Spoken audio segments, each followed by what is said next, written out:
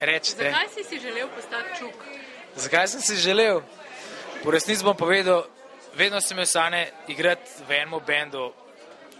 Čuk je lahko vsak sanja, tako da res si nisem predstavljal, da bom lahko postal član zame najboljšega ansambla na slovenskih tleh.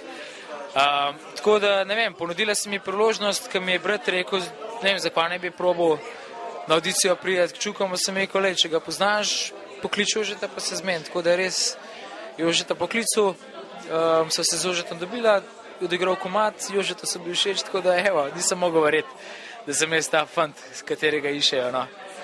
Kaj pa je na to rekel oče, ki mu ta glasba ni ravno najbolj blizu? Pa nam rekel, da mu ni blizu.